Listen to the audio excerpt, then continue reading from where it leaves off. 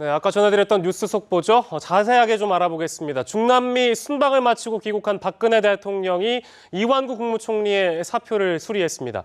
흐트러진 국정을 조기에 수습하겠다, 이런 의지로 좀 풀이되는 것 같은데요. 취재 기자 연결해서 들어보겠습니다. 윤석희 기자.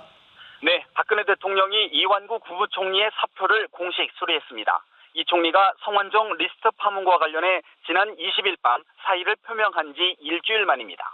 당초 이 총리의 사의는 중남미 순방을 마치고 귀국한 박 대통령의 건강상 하루 이틀가량 늦춰질 것이란 관측이 많았는데요.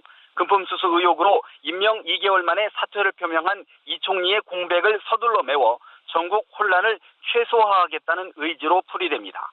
이 총리는 잠시 뒤 정부 서울청사에서 이임식을 가질 예정입니다. 네, 윤 기자, 그럼 후임 총리 인선에도 속도가 붙을 것으로 예상되는데 어떻습니까?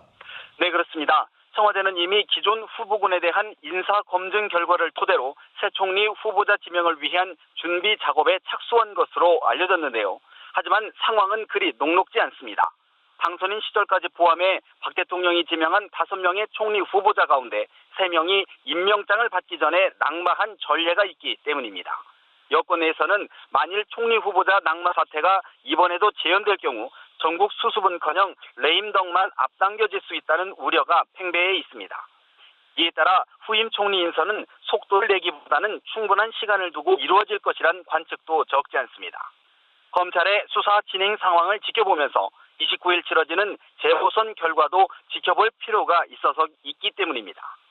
박 대통령이 이 총리의 사표를 수리하면서 성완종 파문에 정면 대응할 것이란 관측도 나옵니다. 부정부패 척결과 사회개혁 의지를 다시 한번 천명할 것으로 보이는데요.